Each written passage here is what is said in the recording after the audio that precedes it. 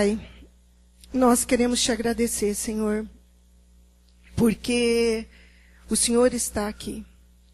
Pai amado, Pai querido, nós queremos nos render a Ti, abrir os nossos corações, a Tua palavra. Queremos aquietar a nossa mente, para que possamos ouvir o Teu Espírito, Senhor. Pai, eu quero me colocar aqui à disposição do Senhor, para que eu possa transmitir aquilo que o Senhor colocou no meu coração. Senhor, mas eu não quero que fique essas coisas na mente, Senhor. Se o Teu Espírito não agir, não vai ter mudança, não vai produzir vida, Senhor. Por isso nós queremos te pedir, Senhor, que o Seu Espírito fale conosco, de tal forma que essa palavra ganhe vida dentro de nós e transforme os nossos corações, Senhor, para que faça diferença. É isso que nós oramos, Senhor, no nome santo de Jesus. Amém e graças a Deus. Podem sentar, queridos. Hoje nós vamos falar as bodas do Cordeiro. Às vezes vocês podem perguntar, por que a Rosana vai falar sobre bodas? Bodas é casamento. Por que isso hoje? É porque essa história começou o mês passado, queridos. O mês passado, eu e meu digníssimo marido fizemos 25 anos de casados. E na nossa cultura, 25 anos de casados comemora as bodas de prata. E exatamente no dia que seria o dia do nosso casamento, nós tivemos célula em casa. E foi uma oportunidade da gente ministrar um pouco sobre essa questão das bodas. Nós não fizemos comemoração, não fizemos festa, a gente não liga muito para isso, mas nada contra quem faz as comemorações, porque nós temos que realmente celebrar as bênçãos que o Senhor tem nos dado. Mas o que trouxe no meu coração foi a gente falar sobre algo muito maior, uma cerimônia muito maior. As bodas do Cordeiro. E foi sobre isso que nós ministramos naquela noite, e é sobre isso que eu gostaria de compartilhar com vocês hoje. Porque isso faz toda a diferença na nossa vida. Pode ser a nossa motivação. Amém? E pode passar o próximo. Passarei aqui.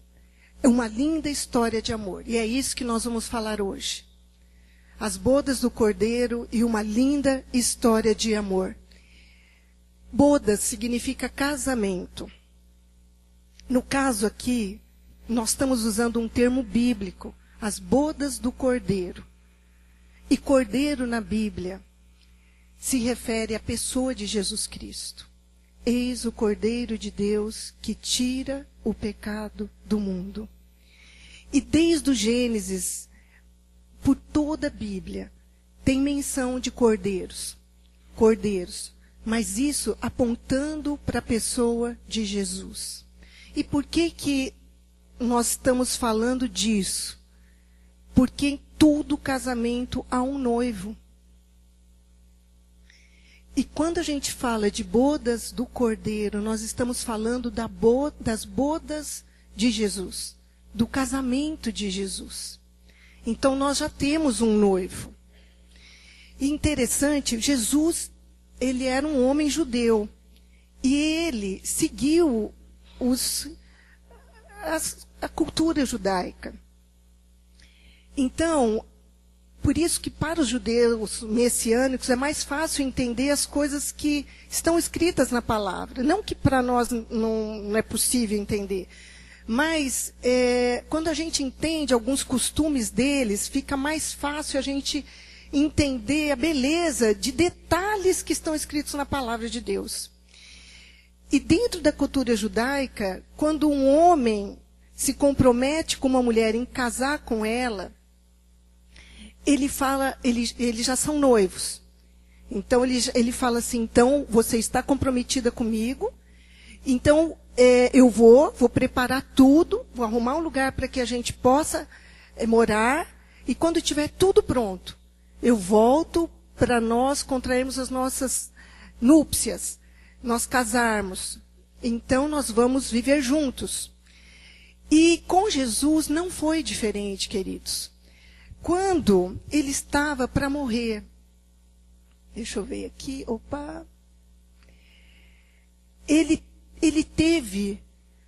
ele fez um compromisso com a noiva dele. E da mesma forma que os homens comprometidos com as suas noivas, ele também se comprometeu. E onde que está esse compromisso? Está lá em João. As pessoas, os discípulos dele estavam muito tristes, porque ele estava se preparando eles para a partida dele, porque Jesus ia morrer. Então ele disse assim: não se turbe o vosso coração. Credes em Deus, crede também em mim. Na casa de meu pai há muitas moradas. Se não fosse assim, eu vou-lo teria dito. Vou preparar-vos lugar. E quando eu for e vos preparar lugar, virei outra vez e vos levarei para mim mesmo, para que onde eu estiver, estejais vós também. O nosso noivo foi. E ele está preparando um lugar para vir nos buscar. Quando este lugar estiver pronto, ele vem nos buscar.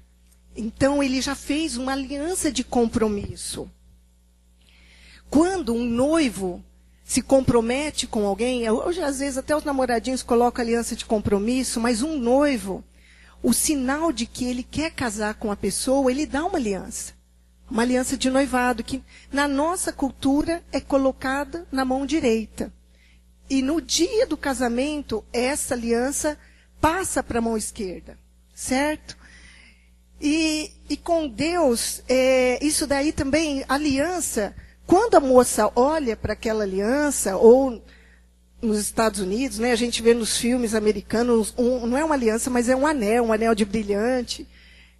Daquele anel, quando a moça olha para aquele anel, ou olha para aquela aliança, aquilo para ela traz a memória: eu tenho um noivo.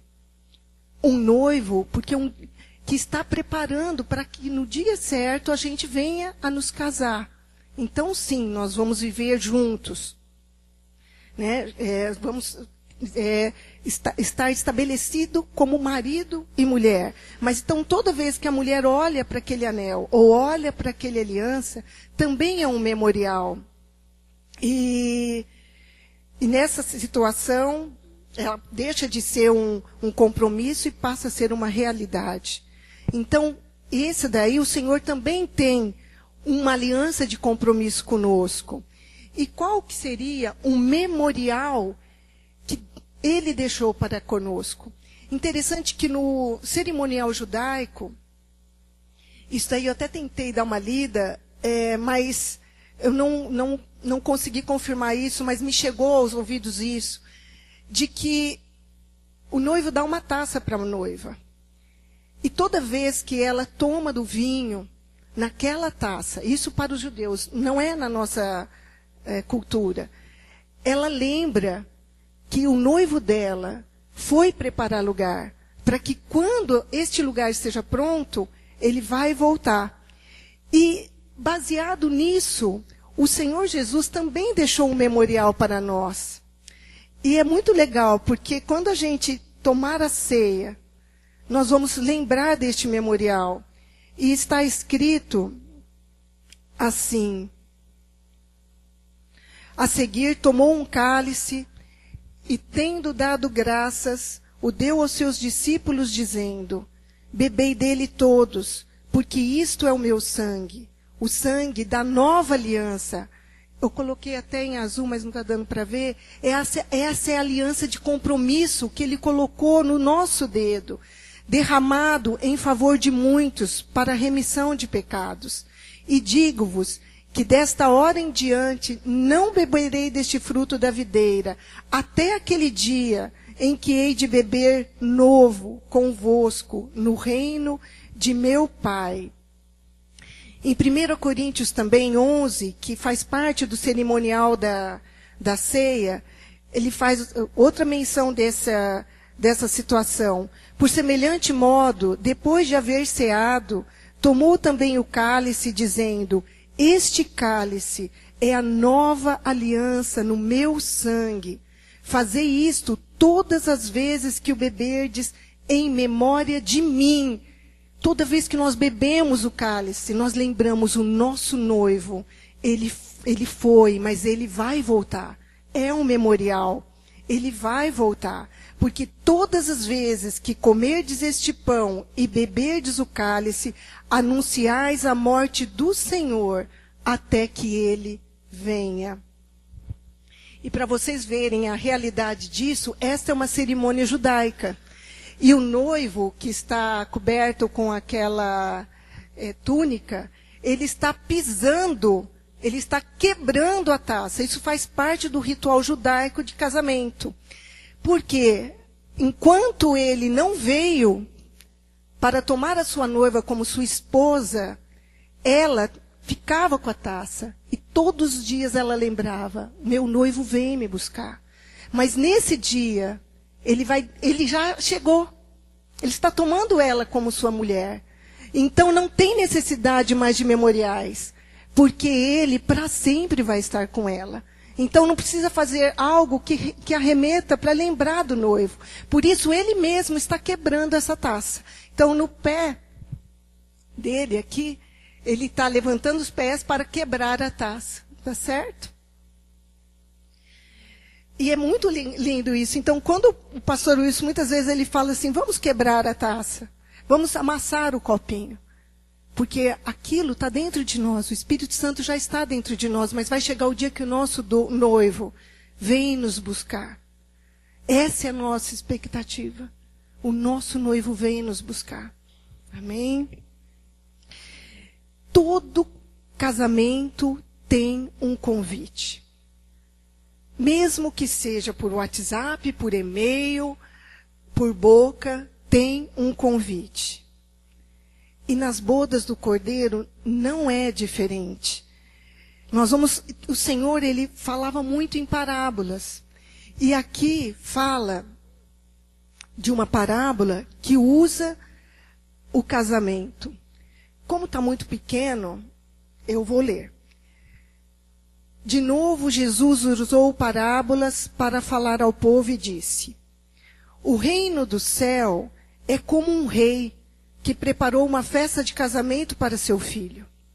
Depois mandou os empregados chamarem os convidados, mas eles não quiseram vir. Então mandou outros empregados com o seguinte recado: digam aos convidados que tudo está preparado para a festa. Já matei os bezerros e os bois gordos e tudo está pronto. Que venham à festa. Mas os convidados não se importaram com o convite e foram tratar dos seus negócios. Um foi para a sua fazenda, o outro para o seu armazém. Outros agarraram os empregados, bateram neles e os mataram. O rei ficou com tanta raiva que mandou matar aqueles assassinos e queimar a cidade deles. Depois, chamou os seus empregados e disse: a minha festa de casamento está pronta, mas os convidados não a mereciam. Agora vão pelas ruas e convidem todas as pessoas que vocês encontrarem.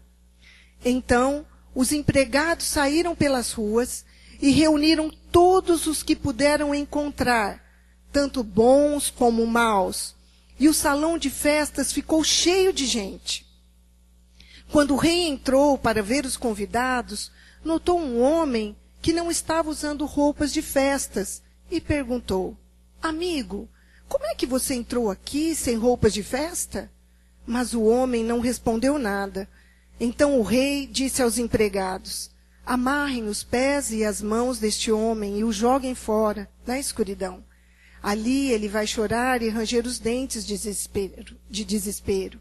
E Jesus terminou dizendo: pois muitos são convidados, mas poucos são os escolhidos.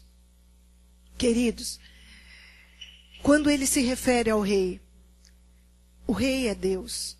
Deus tem preparado uma cerimônia, uma festa, um banquete para cada um de nós. Só que os primeiros chamados foi o povo judeu. porque através deles todas as famílias da terra seriam abençoadas. Mas eles não fizeram caso, muitos deles. Esses servos que Deus mandou foram os profetas, avisando para que eles se voltassem para Deus. Mas muitos nem se importaram. Ao contrário, muitos profetas que Deus mandou, eles mataram. Mataram mesmo. E então Deus falou, eles não estão interessados em mim.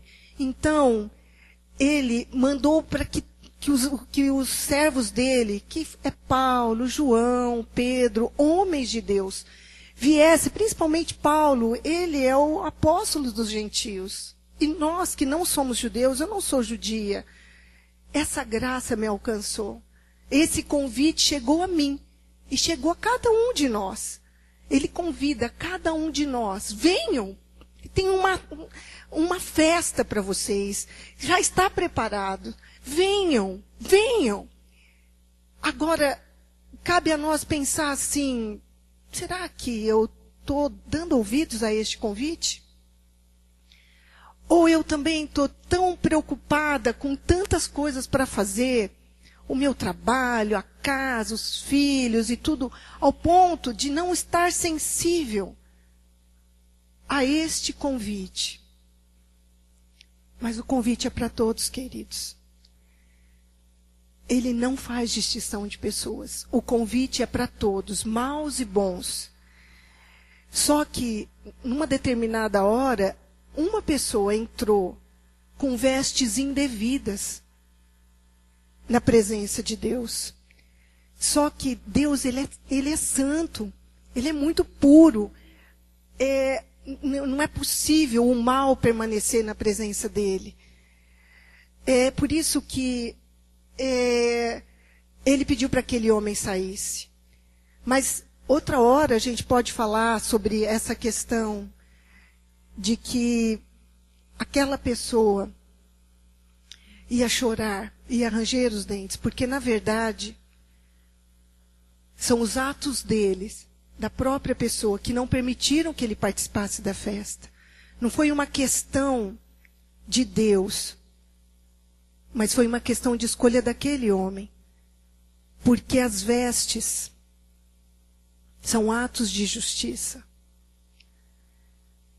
Mesmo que nós não estejamos com as vestes adequadas.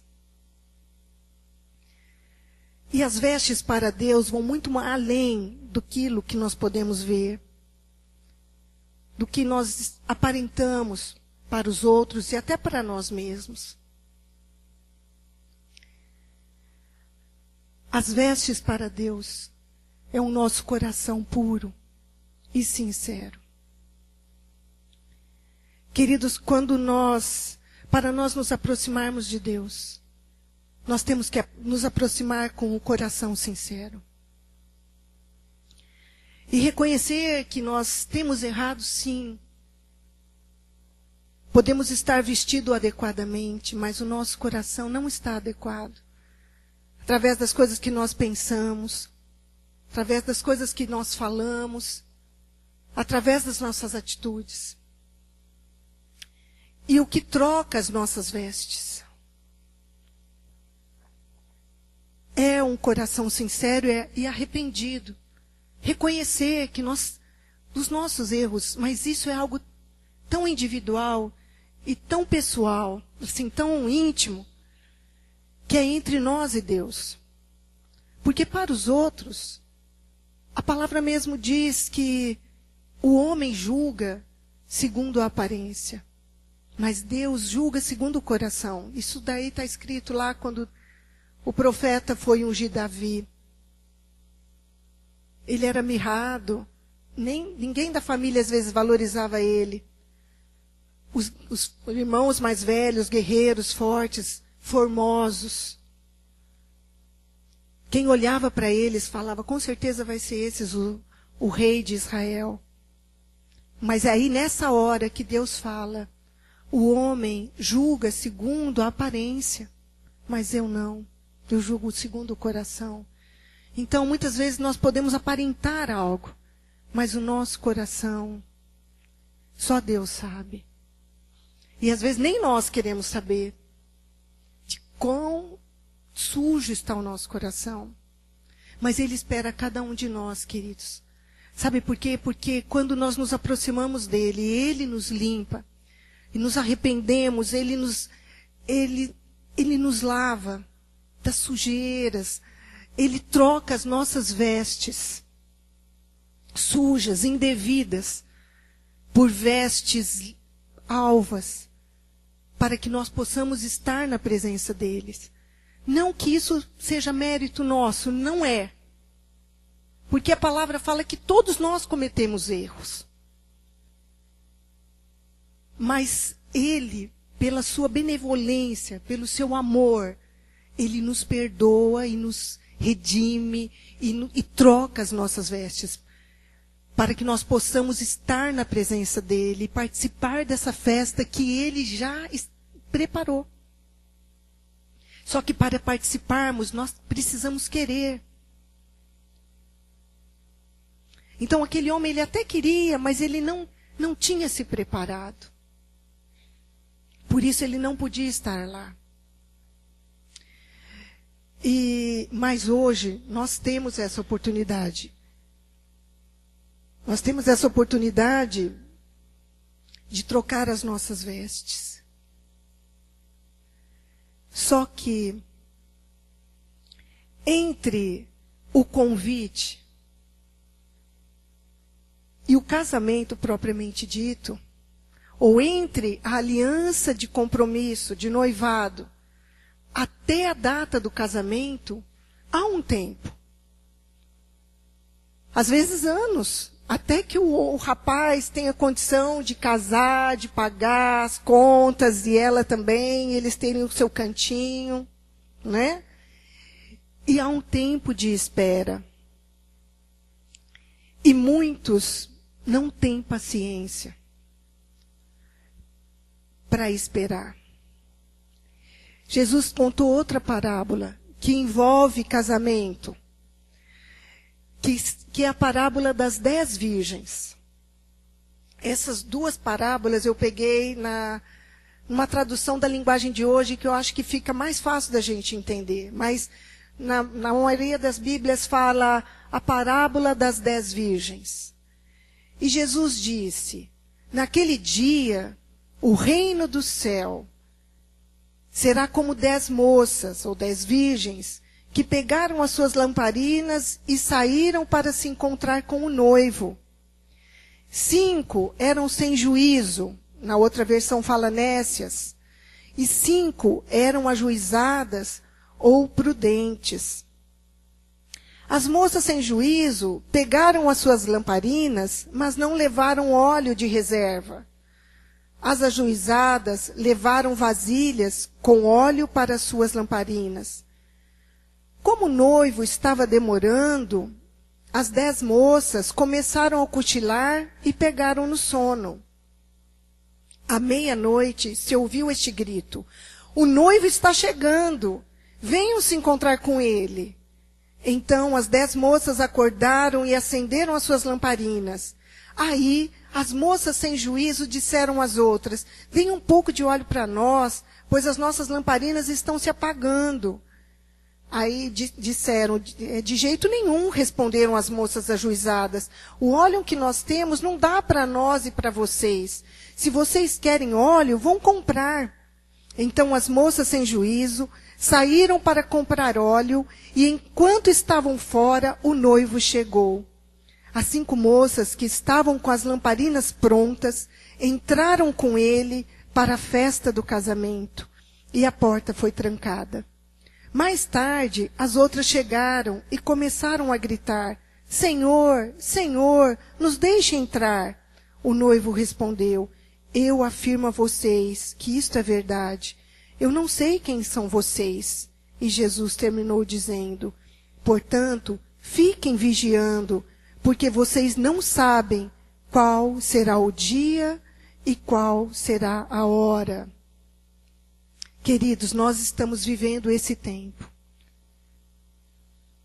Há uma promessa de noivado, há a um compromisso que nós temos celebrado como memorial, a um convite para participarmos dessa festa. Mas até que esta festa ocorra, nós estamos vivenciando esse tempo de espera. Na Bíblia, da mesma forma que Cordeiro se refere à pessoa de Jesus, a palavra noiva se refere à palavra, à igreja. E é sobre isso que nós vamos falar agora um pouquinho. Quem que é essa noiva? Então, todas as vezes que vocês virem palavra noiva, se refere à igreja de Cristo. E a igreja não é o templo feito de tijolos, de cimento, de areia. Isto é templo. Hoje nós somos pedras vivas desse templo. Hoje Ele habita em nós, através do Espírito Santo de Deus, porque Ele fala assim, vós sois templo do Espírito Santo. A igreja, a noiva dele, é a igreja que se chama pelo nome dele. Não é a denominação A, B ou C. Não é um time.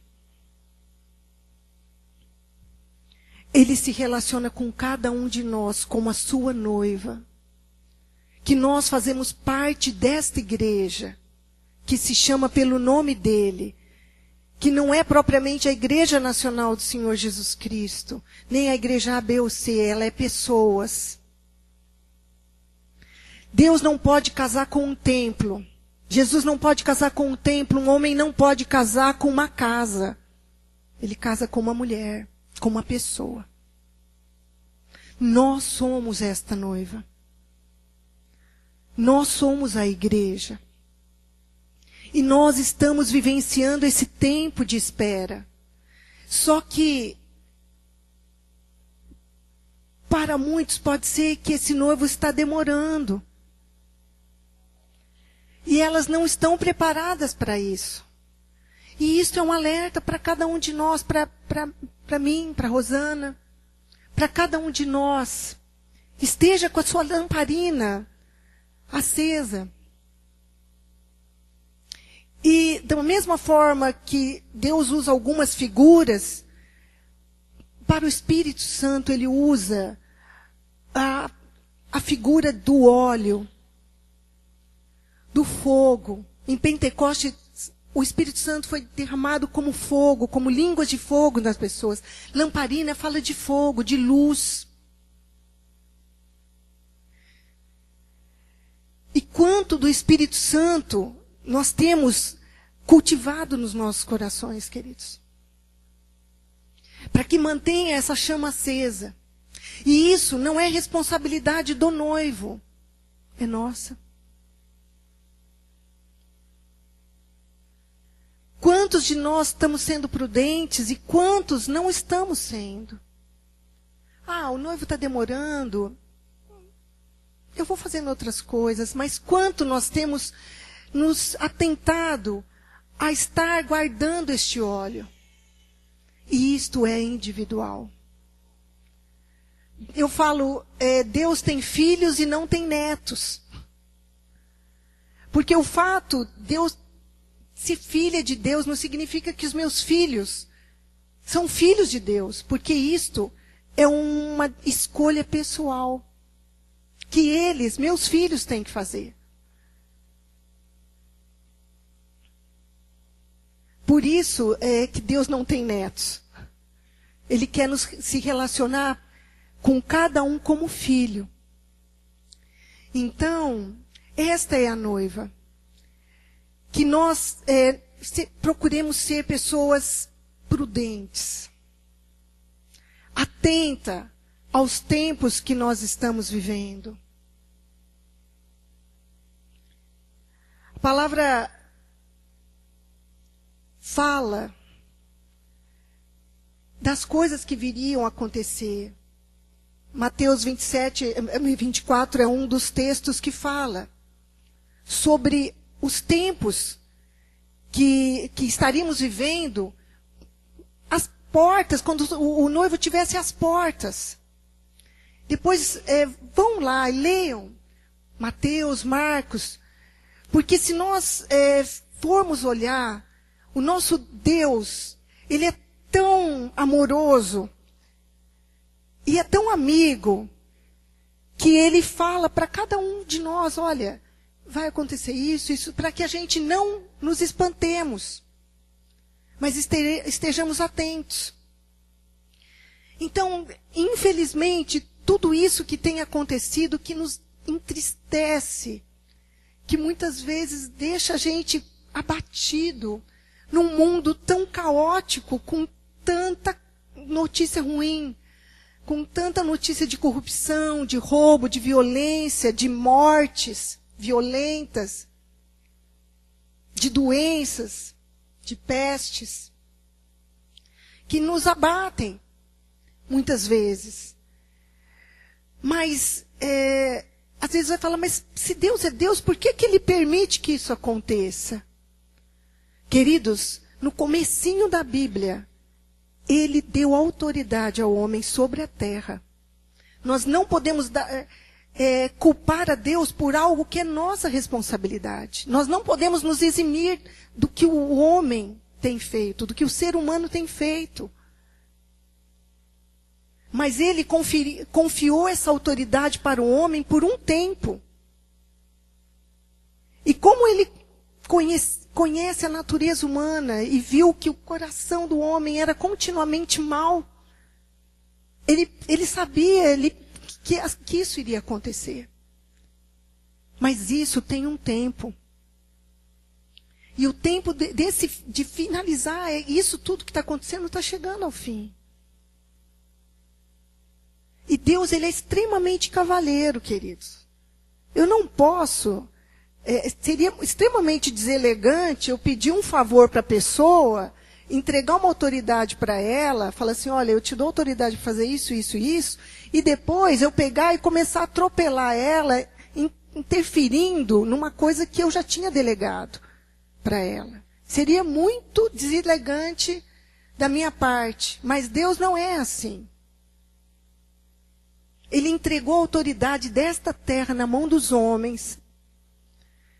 Aí, por um descuido, Ele entregou ao inimigo, porque Ele resolveu ouvir o inimigo. Aí, o inimigo, que é o príncipe desse mundo, tomou a autoridade.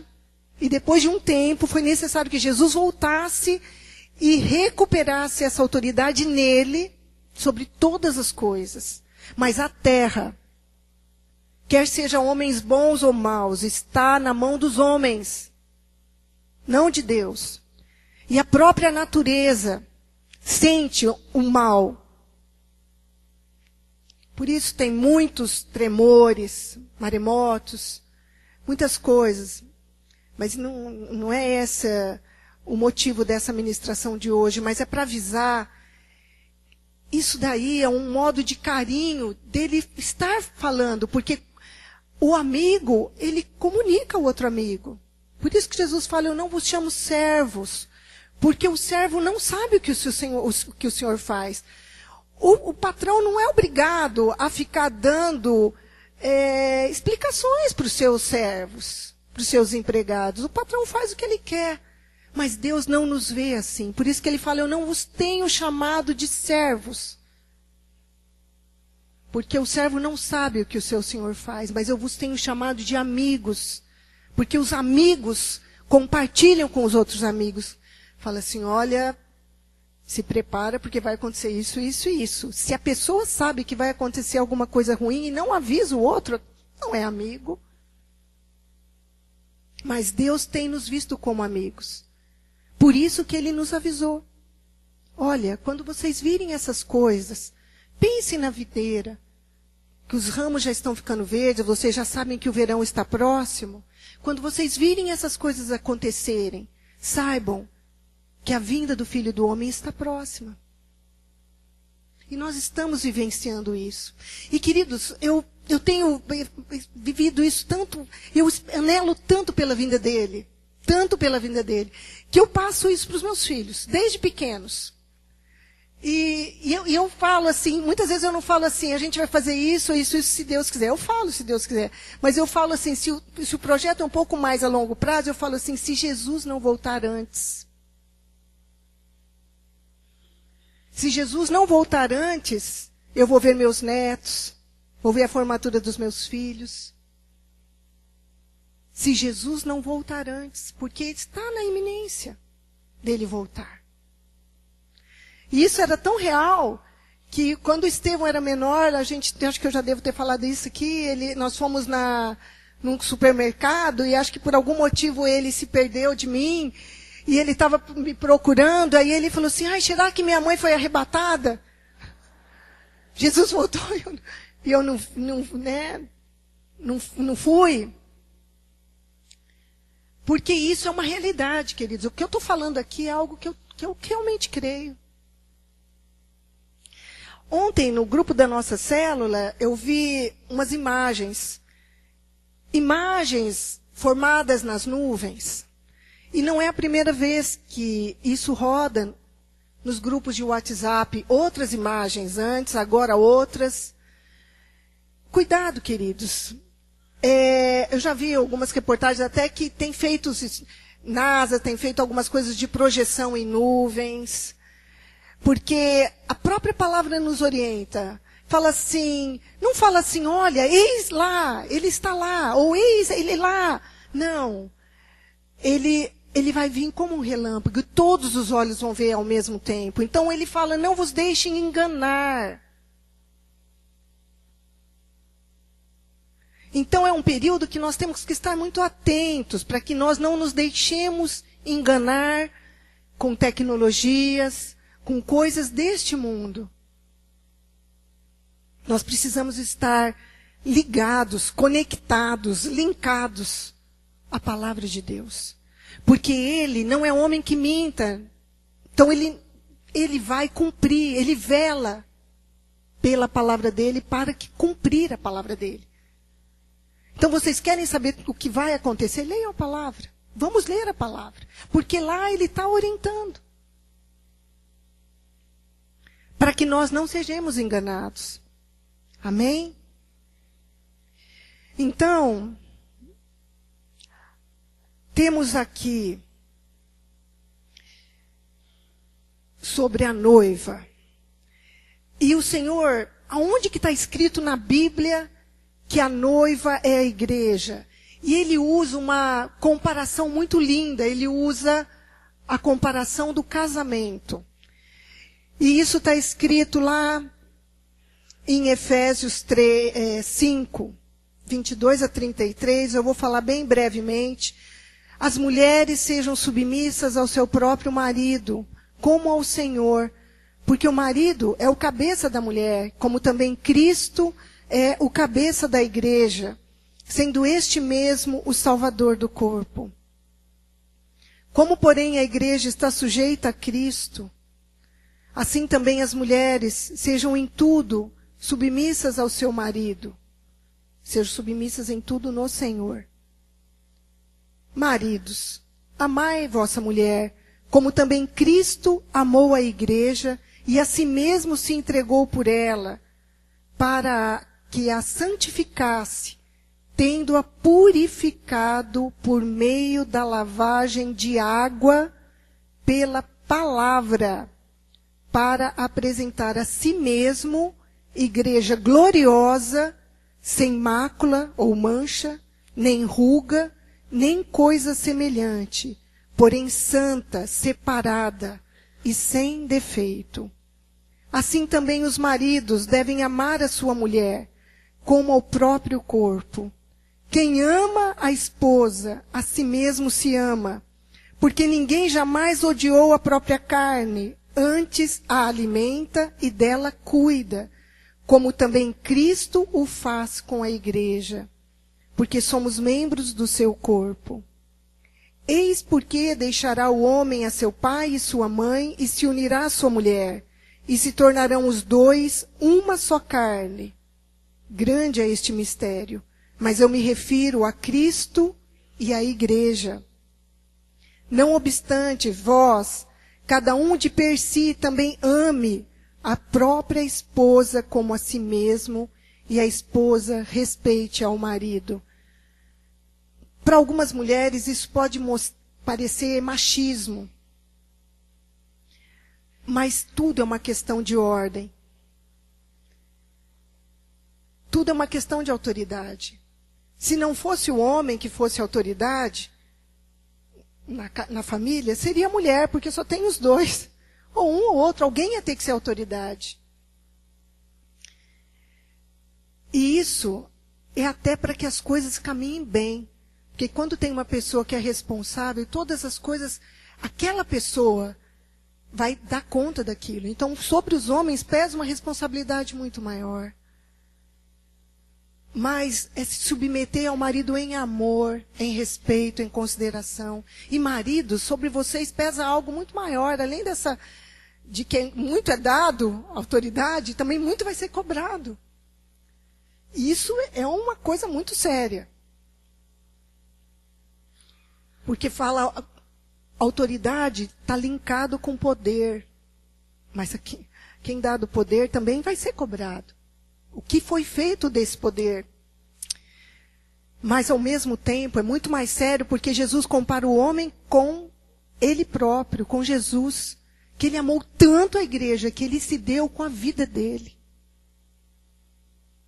Então, se para a mulher parece difícil se submeter ao marido, imagina o homem ter que dar a sua vida por você. Então, eu creio que Deus foi até bem justo nisso, ou até pesou mais a responsabilidade sobre os homens. Só que aqui ele fala, no terceiro parágrafo, que ele a si mesmo se entregou por ela para que a santificasse, tendo-a purificado por meio da lavagem de água pela palavra. A palavra de Deus também é conhecida como água. E ela que nos limpa e nos purifica, que mostra onde nós estamos errando, para apresentar a si mesmo igreja gloriosa. É aí que nós temos que nos lavar, nos preparar para as bodas que eu acabei de falar. Para que, ao ponto de que essa noiva que está sendo preparada e limpa e purificada, no dia da vinda de Cristo, ela se apresente imaculada, sem mancha, sem defeito nem ruga. E esse é o trabalhar de Deus em nós, através da palavra dele. Numa das ministrações que eu falei sobre o reino de Deus, eu até me equivoquei. Quando eu falei que uma forma da gente estar entrando, fazendo parte desse reino, é nós sermos batizados. Depois falando com o pastor Wilson, e é isso mesmo, porque o ladrão na cruz não foi batizado. E ele disse para esse ladrão, hoje mesmo estará comigo no paraíso. Mas baseado em quê? Aquele ladrão, naquela hora, a palavra que ele já conhecia se tornou viva no coração dele através de uma revelação do Espírito Santo. E ele pôde entender que aquele homem que estava do lado dele era o Filho do Deus vivo, que estava vindo ali, se sacrificando por cada um de nós. Então, naquela hora, aquele homem, ele foi lavado pela palavra, sim. Pela água da palavra que foi vida na vida dele. Mas isso não exime aquele verso também que fala que todo aquele que crê e for batizado, este será salvo. Porque o batismo é uma representação física daquilo que nós passamos dentro do nosso coração. A morte para uma velha vida e a ressurreição para uma nova vida em Cristo. Amém? Eu só estou querendo pegar isso porque isso me ocorreu agora para eu consertar esse engano. E queridos, o momento mais bonito de uma celebração de casamento, eu pelo menos acho, é a hora que a noiva vai entrar. O noivo, ele entra, Geralmente não tem muita variação, geralmente é terno escuro. Mas o momento da celebração, auge do casamento, não é verdade? É quando tudo para. E começa a tocar a valsa nupcial, a marcha nupcial.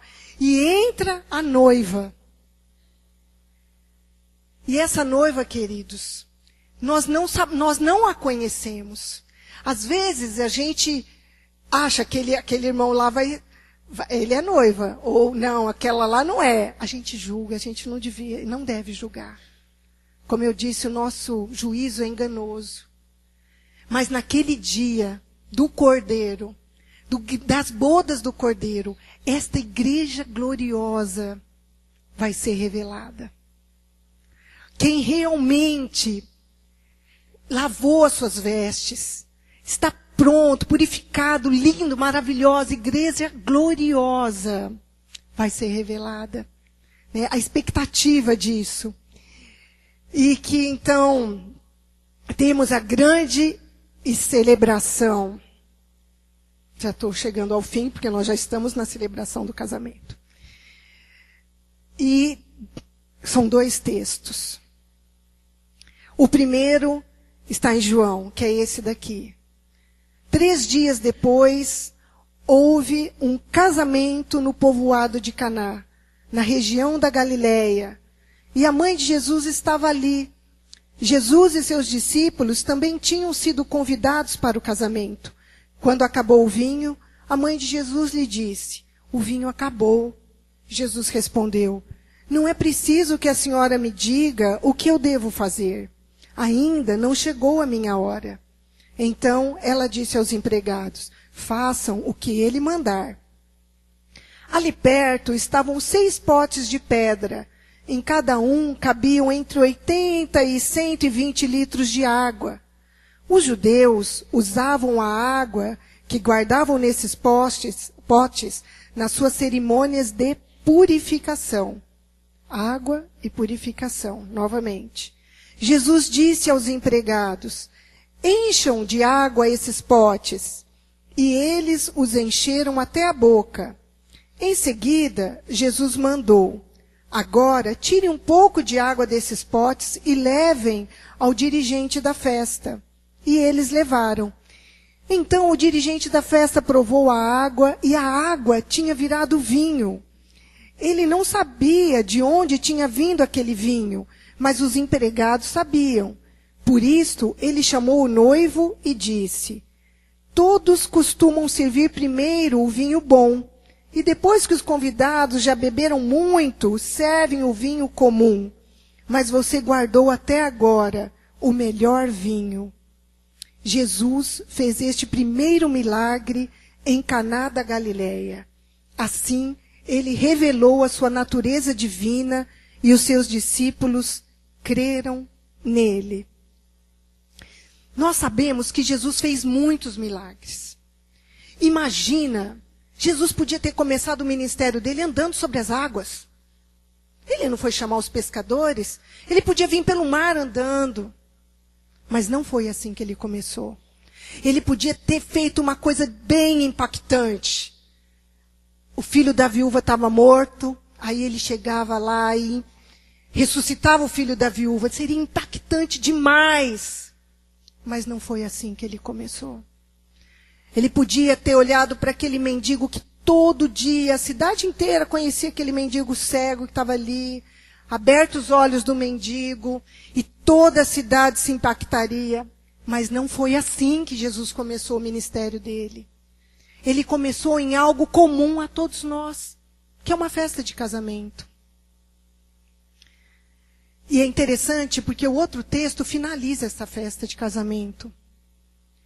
Aqui ele transforma a água que era para limpar, para purificação, porque por conta da situação vigente, as pessoas para entrarem e tomarem a ceia, ou comerem, eles tinham que se lavar as mãos, lavar os pés. Então aquelas águas que Jesus pediu para encher os potes, era para isso. Era para lavar os pés, lavar as mãos. Mas isso, querido, lava o que é exterior. Ele transformou essa água em vinho, porque o vinho fala do sangue dele, como nós vimos, quando a gente toma o memorial, ele faz menção do sangue dele. Porque a água pode purificar, limpar o pé e a mão, mas não limpa o coração. Não nos resgata a nossa identidade. Ele veio para resgatar a nossa identidade. Nos limpar, nos purificar. Esse vinho fala do sangue dele. Que além, ele não está preocupado com o que é exterior. Ele está preocupado com o que vai dentro de cada um de nós. Amém? Jesus começou o ministério dele em João. E aqui, para finalizar, enfim, chegamos ao Apocalipse. O último livro da Bíblia. E esse texto que está em Apocalipse 19 diz assim: Então veio do trono o som de uma voz que dizia: Louvem o nosso Deus, todos os seus servos, todos os que o temem, tanto as pessoas importantes como as humildes. Aí ouvi um som que parecia a voz de uma grande multidão, como o barulho de uma grande cachoeira, ou como fortes trovões que dizia: Aleluia, pois o Senhor, o nosso Deus, o Todo-Poderoso, é Rei. Fiquemos alegres e felizes, louvemos a sua glória, porque chegou a hora da festa de casamento do Cordeiro, e a noiva já se preparou para recebê-lo. Ela se preparou para recebê-lo. A ela foi dado linho finíssimo, linho brilhante e puro para se vestir. O linho são as boas ações do povo de Deus, são as obras de justiça. Então o anjo me disse, isso é João escrevendo, escreva isto: felizes os que foram convidados para a festa de casamento do Cordeiro.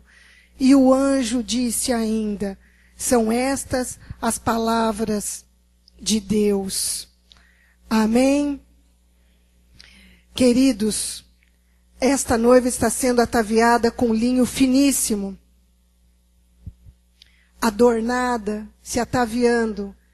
Mas afinal de contas, nós temos um noivo que se comprometeu com a noiva, deu uma aliança de compromisso, um memorial, um cálice para ser quebrado. Teve um convite, falamos da noiva, falamos da grande celebração, mas afinal de contas, quando será essa celebração? A data do casamento.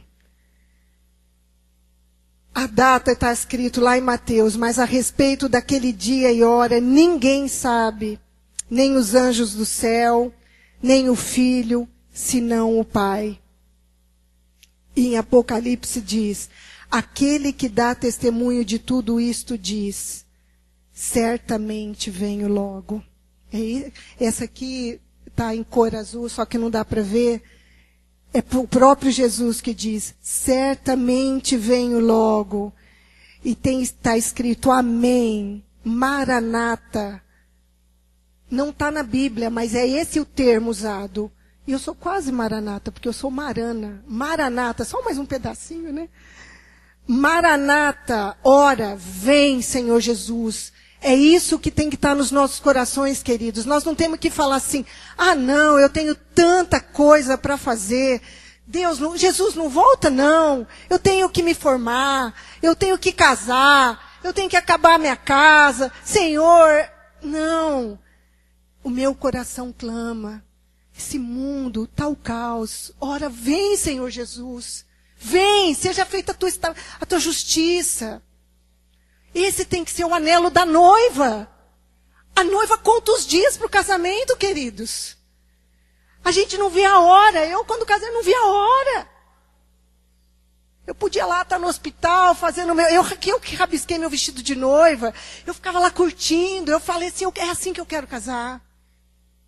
E esse tem que ser o nosso anelo, querido. Porque o nosso noivo diz, certamente venho logo. E está muito perto, está muito perto. Está muito perto. Vamos ficar de pé. E esse tem que ser o nosso anelo. Não com tristeza. Não. Ai, o meu filho não se converteu. O meu marido não se converteu. Queridos, todos terão a chance de se converter. Deus é justo. Deus é Pai. A gente não precisa ter medo da vinda dEle. A gente tem que anelar a vinda dEle. Como a noiva anela pelo noivo. Nós temos que anelar. Esperar. Se preparar para encontrar com este noivo. Queridos, eu não sei como você está, mas isso nem importa, porque eu sou tão humana quanto vocês. O que importa é que Deus se importa com você, se importa com cada um de nós, como nós estamos. Hoje o convite está feito. Hoje, assim, nós temos que ver como que estão as nossas vestes. Se estamos com vestes preparadas para a festa ou não. Ele está aqui. Ele quer trocar as nossas vestes. Ele quer nos limpar. Ele quer um compromisso real de noivo com noiva. Quando nós falamos, eu aceito Jesus. Um anel de noivado é colocado nas nossas mãos. Eu aceito ser noiva. Quando a gente levanta a nossa mão, a gente fala, eu aceito ser noiva. Quantos aqui levantaram as suas mãos, mas não têm agido como noiva? Ou quantos não tiveram essa oportunidade de falar, eu quero ser noiva? Hoje nós vamos ter essa oportunidade, queridos. Eu quero convidar vocês, venham aqui, vamos. Não é a Rosana que está aqui agora. Jesus está aqui nesse altar. Renovem sua aliança com Ele. Renovem sua aliança de noivado com Ele. Fala assim, o Senhor é o amado da minha alma. Aquele que não fez isso ainda, fala, eu quero ser noiva. Eu quero. Vamos estar orando. Deus, nós queremos te agradecer, Pai, porque Tu és um Deus de promessas, de aliança. Todas as Tuas palavras vão se cumprir, ó Deus, e tem se cumprido, porque o Senhor não é homem para que minta. Pai, o Senhor conhece cada um dos que estão aqui hoje. Senhor, o Teu ouvido se inclina para toda oração, todo coração quebrantado e contrito. O renovar de uma aliança, a confirmação de uma aliança e a entrega, Senhor, como noiva. Senhor, conhece cada coração aqui, ó Deus. Que as Tuas águas limpem aqueles que se sentem sujos, indignos. O Senhor nos dá vestes de justiça, vestes limpas, ó Deus. Fala ao coração de cada um aqui, Senhor. Fortaleça a aliança com cada um aqui, e cada um aqui se comprometa de uma forma real com Deus, com essa aliança, meu Pai.